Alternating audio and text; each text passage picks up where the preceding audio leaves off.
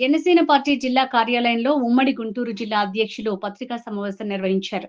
ఈ నెల 14వ తేదీన పిఠాపురంలో జరగబోయే 12వ జనసేన ఆవిర్భావ దినోత్సవం జరుగుతుంది అని, ఆ సభకు రాష్ట్ర ప్రజలందరూ విచ్చేసి విజయవంతం చేయాల్సిందిగా కోరారు. ఈ సందర్భంగా ఆయన మాట్లాడుతూ ఆంధ్ర రాష్ట్ర ప్రజలందరికీ ఇంటర్నెట్, కేబుల్ అందించాలనే సదుద్దేశంతో 2015లో గతంలో ఉన్న కూటమి ప్రభుత్వంలో ఏర్పాటు చేసుకున్నారు. ఇప్పుడున్న ప్రభుత్వం చిత్తశుద్ధితో పనిచేసి తెరాసాఫ్ట్ అనే కంపెనీతో కలిసి సుమారు 10 లక్షల కనెక్షన్లు ఇవ్వటం జరిగిందని అన్నారు. కానీ గతంలో ఉన్న ప్రభుత్వం ఈ సంస్థను పూర్తిగా విస్మరించి వారి నాయకులకు దోచిపెట్టే ఆదాయ వనరుగా మార్చుకుందని అన్నారు. రేపు మార్చి 14వ తారీఖున జనసేన పార్టీ ఆవిర్భవించి 12 వసంతాలు పూర్తి చేసుకుని ఆ సందర్భంగా ఒక మంచి సభను ఏర్పాటు చేయాలని పార్టీ అధ్యక్షుల వారి నిర్ణయం మేరకు ఆయన గెలిచినటువంటి నియోజకవర్గంలోనే పిఠాపురంలో భారీ ఎత్తున ఆవిర్భావ సభని ఏర్పాటు చేస్తున్నాం. రాష్ట్ర ప్రజలందరూ కూడా ఏదైతే జనసేన పార్టీ ఒక ఆశయం కోసం ఈ రాష్ట్రంలో ఆవిర్భవించిందో ఆ దిశగానే ఆయన 25 సంవత్సరాల ప్రస్థానం పెట్టుకున్న ఆ దిశలో 10 సంవత్సరాల తర్వాత ఈ రాష్ట్రంలో ఒక మార్పు రావటం, ఆ మార్పు ప్రజలకు మంచి జరిగే విధంగా ముందుకెళ్తున్న తరుణంలో జరుగుతున్నటువంటి సభకి రాష్ట్ర వ్యాప్తంగా ఉన్నటువంటి ప్రజలందరూ కూడా హాజరవ్వాలని చెప్పేసి అందరినీ కూడా కోరుకుంటూ, ఆంధ్ర రాష్ట్రంలో ఏర్పడినటువంటి కూటమి ప్రభుత్వంలో పూర్తిస్థాయి బడ్జెట్ని ఏర్పాటు చేసుకుని దాదాపు 3.22 లక్షల కోట్లతో ఒక బడ్జెట్ని ప్రవేశపెట్టుకుని గతంలో జరిగినటువంటి విధ్వంసాలన్నింటినీ కూడా అధిగమిస్తూ ఒక మంచి నిర్మాణాత్మక దిశగా ముందుకెళ్తున్నటువంటి ఈ తరుణంలో కూటమిలో ఉన్నటువంటి నాయకులు కానీ ప్రజల ఆలోచన కానీ ఒక మంచి జరుగుతుంది రాష్ట్రంలో అని ప్రజలు అనుకుంటున్న తరుణం. అలానే ప్రజలకు మంచి చేయాలి, పెద్ద మ్యాండేట్ ఇచ్చారని చెప్పేసి నాయకులందరూ కూడా ఆలోచన చేస్తూ దానికి ఏ రకంగా అడుగులు కావాలో ఆ రకంగా అడుగులేస్తూ వెళుతున్నటువంటి తరుణంలో పవన్ కళ్యాణ్ గారు గతంలో చెప్పారు, నాయకులందరూ కూడా గత తాలూకు వారసత్వాన్ని, గత తాలూకు వాసనల్ని వదిలిపెట్టేసేసి మీరందరూ కూడా ప్రజల కోసం పనిచేయండి, మీకు అండగా మేముంటాం అని చెప్పేసి చెప్పడం కూడా జరిగింది. కానీ చూస్తున్నాం గత కొన్ని రోజుల నుంచి కొన్ని శాఖల్లో అధికారుల యొక్క నిర్లక్ష్యం కానీ తప్పిదాల వల్ల కానీ ప్రభుత్వానికి చెడ్డ పేరు వచ్చే విధంగా మీడియాలో చూస్తూ ఉన్నాం. మరీ ముఖ్యంగా ఫైబర్ నెట్, ఆ ఫైబర్ నెట్లో ఆ రోజున గవర్నమెంట్లో ఒక మంచి ఆలోచనతో, ఒక సదుద్దేశంతో ఒక కార్పొరేషన్ ఏర్పాటు చేసి Andhra Pradesh private state fibre limited అని చెప్పేసి Andhra Pradesh state fibre net limited అనే ఒక కార్పొరేషన్ని ఏర్పాటు చేసి గ్రామీణ ప్రాంతాల్లో ఉండే ప్రజలందరికీ కూడా మంచిగా ఇంటర్నెట్ సదుపాయం కల్పించాలి, దాని ద్వారా ఉన్నటువంటి చదువుకునేటటువంటి పిల్లలందరూ కూడా వాళ్ళకి కావలసినవన్నీ కూడా డౌన్లోడ్ చేసుకుని కానీ చూసుకుని కానీ వాళ్ళ విద్యా అవకాశాలు మెరుగుపరుచుకుంటారని కానీ అలా మొత్తం ఆల్ ఇన్ వన్ ఒక ప్యాకేజ్ కింద పెట్టి ఫోన్ దగ్గర నుంచి టీవీ కనెక్షన్ దగ్గర నుంచి ఇంటర్నెట్ వరకు కూడా ఒక మంచి చేయాలి అనే ఒక ఆలోచనతో ఏర్పడినటువంటి కార్పొరేషన్ అది. మరి ఏమైందో ఏమో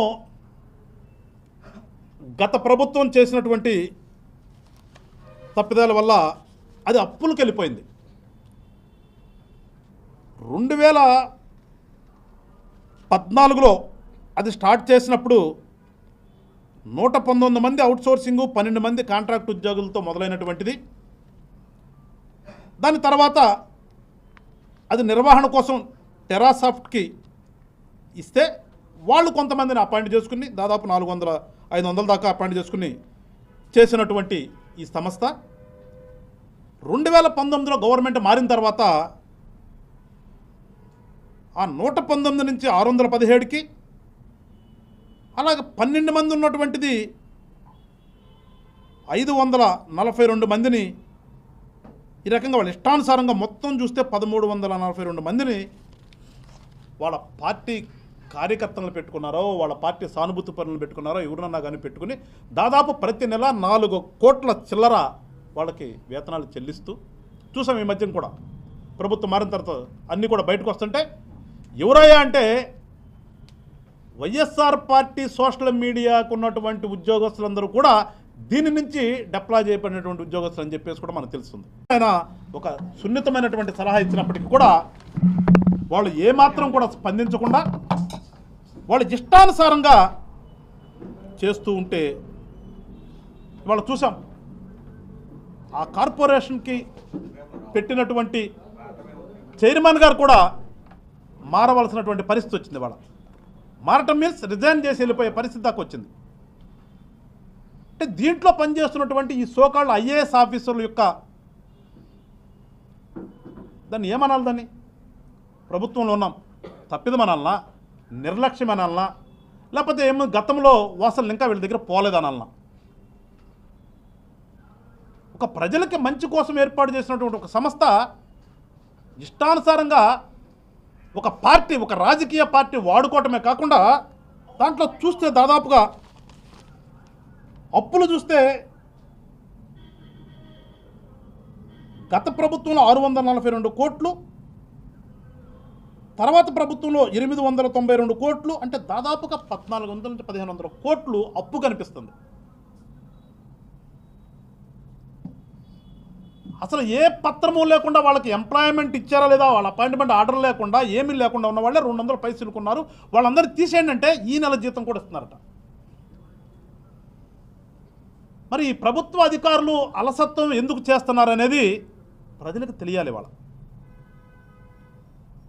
1500 కోట్లు ఖర్చు చేస్తే ఈ రాష్ట్రంలో చాలా పల్లెటూళ్ళు బాగుపడతాయి. ఇవాళ పల్లెటూళ్ళకు రోడ్లు లేవని చెప్పుకుంటున్నాం. ఇవాళ అందరికీ తెలుసు ఎక్కడ చూసిన గుంటలని. ఆ 1500 కోట్లతో చాలా పల్లెటూళ్ళు బాగుపడేటువంటి పరిస్థితి ఉన్నప్పటికీ కూడా ఓవరాల్గా పల్లెటూళ్ళన్నీ బాగుపడాలని ఒక మంచి ఆలోచనతో ఒక సంస్థను పెడితే ఆ సంస్థ ఇవాళ ఇష్టానుసారంగా ప్రవర్తిస్తూ ఉంది, ప్రజల్లోకి వచ్చిందంటే అధికారులారా మేల్కోండి. మీరు ప్రజల కోసం పనిచేయండి, మీకోసం కాదు. మీ సొంతాల కోసం చేయాలంటే మీరు ఉద్యోగానికి రిజైన్ చేసి ఏదో కాంట్రాక్ట్ పని చేసుకోండి వెళ్ళి. ఎవరు మిమ్మల్ని ఏమనం. మీరు ప్రజల డబ్బు తీసుకుంటూ మీ ఇష్టానుసారం చేస్తూ ప్రభుత్వంలో ఉన్నటువంటి రాజకీయ పార్టీలకి మసి అంటగట్టే విధంగా మీరు కనుక ప్రవర్తిస్తే ఖచ్చితంగా మీరు కూడా దీనికి బాధ్యత వహించవలసి ఉంటుంది. ఎంతగా తప్పదేలు చేస్తున్నారంటే ఒక ఫైబర్ నెట్టే కాదు.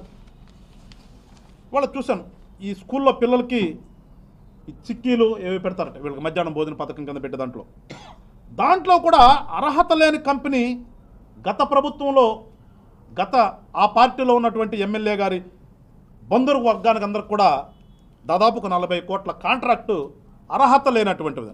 అర్హత ఉంటే మేము ఆ పార్టీని చెప్పదలుచుకున్న అవసరం లేదు మాకు. అర్హత లేని గతంలో ఉన్నటువంటి వాళ్ళని తీసుకొచ్చి మీరు కూర్చోబెడతారంటే అదే చెప్పింది పవన్ కళ్యాణ్ గారు. అధికారులందరూ గత వారసత్వాన్ని గత వాసనని వదిలిపెట్టండి అని మళ్ళా కూడా పవన్ కళ్యాణ్ గారితో చెప్పించుకునేదాకా తెచ్చుకోకుండా ఉండాలని చెప్పేసి ఇవాళ కూటమి తరపున మేము ఇవాళ ఈ ప్రెస్ మీట్ ఏర్పాటు చేయడం జరిగింది. ఈ రాష్ట్రంలో ఒక మంచి కోసం కూటమి ప్రభుత్వం ఏర్పడింది తప్పితే స్వార్థం కోసం ఏర్పడింది కాదు. ఇక్కడ ప్రజలకు మంచి చేయాలని ప్రభుత్వం ఆలోచిస్తున్నప్పుడు ప్రభుత్వ ఉద్యోగులందరూ కూడా ప్రభుత్వంలో భాగస్వాములే కనుక మీరందరూ కూడా ఉన్నటువంటి ప్రభుత్వానికి బాసటగా ఉండి మంచిలో మీరు కూడా భాగస్వాములు వాళ్ళు తప్పితే గతంలో చెడులో మేము భాగస్వాములయ్యాం, మేము చెడుకునే ఉంటాము అని మీరు కనుక అనుకుంటే ఖచ్చితంగా తీవ్ర పరిణామాలు ఎదుర్కోక తప్పదు. ఉన్నటువంటి ఉద్యోగస్తులందరూ కూడా మరీ హెచ్చరిస్తున్నాం కుటుంబ తరపు నుంచి. మీ వల్ల ప్రభుత్వానికి చెడ్డ పేరు వస్తే ఖచ్చితంగా దానికి మూల్యం మీరే చెల్లించుకోవాలి. మీకు ఒక అవకాశం ఇద్దామనే పవన్ కళ్యాణ్ గారు మారండి అని చెప్పిన మాట కూడా, కానీ ఈ రోజుకు కూడా అవే తప్పులు జరుగుతున్నాయి. సో ఇవన్నీ కూడా మీ బాధ్యత, ప్రజలకి తెలిసిన బాధ్యత మీ మీద ఉంది. ఫైబర్ నెట్లో జరుగుతున్నది కానీ ఇలాంటి కొన్ని కాంట్రాక్టులు పిల్లలకి ఇచ్చేటటువంటి ఫుడ్ కానీ కొన్ని కాంట్రాక్టులు మీరు ఇంకా కూడా అర్హత లేని వాళ్ళని, గత ప్రభుత్వంలో ఉన్నటువంటి వాళ్ళని తీసుకొచ్చి కనుక మీరు వాళ్ళని అందరం ఎక్కించాలని దొడ్డిదారిని మీరు కనుక ప్రయత్నం చేస్తే ఖచ్చితంగా ఇబ్బందులు పాలవుతారు మీరందరూ కూడా. ఇప్పటికైనా మీరు మారి ఒళ్ళు దగ్గర పెట్టుకుని ప్రజల కోసం పని చేయండి అని చెప్పేసి జనసేన పార్టీ తరపు నుంచి మీ అందరికీ చెప్తున్నాం. ఖచ్చితంగా రాష్ట్ర ప్రజలందరికీ కూడా ఎప్పుడు జవాబుదారీతనంగా ఉండాలి అనేదే పవన్ కళ్యాణ్ గారి లక్ష్యం. ఆ లక్ష్యంతోనే ఇవాళ కూటమిలో ముందుకెళ్తున్నాను తప్పితే ఎవరికో ఒకరికి వంతబాడటం కోసమో ఒకరికి లబ్ధి చేకూర్చడం కోసమో జనసేన పార్టీ ఎప్పుడు ఉండదు. రాష్ట్ర ప్రజలందరూ కూడా తెలుసుకోండి. ప్రభుత్వంలో వేసిన తప్పు జరిగినా కానీ ఖచ్చితంగా జనసేన పార్టీ ముందుకోసం ఏదైతే ప్రశ్నిస్తామని చెప్పామో మేము భాగస్వామి అయినప్పటికీ కూడా అవన్నీ కూడా ప్రజలకు చెడు జరిగితే ఖచ్చితంగా దాన్ని వెలికి తీసి సరిచేసే బాధ్యత జనసేన పార్టీ తీసుకుంటుందని చెప్పేసి మరొకసారి రాష్ట్ర ప్రజలందరికీ కూడా తెలియజేసుకుంటూ ఇప్పటికైనా చెప్తున్నాం, ఉద్యోగస్తులారా మీరు మారండి, ప్రజల కోసం పనిచేయండి, రాజకీయ పార్టీలతో మీకు సంబంధం లేదు.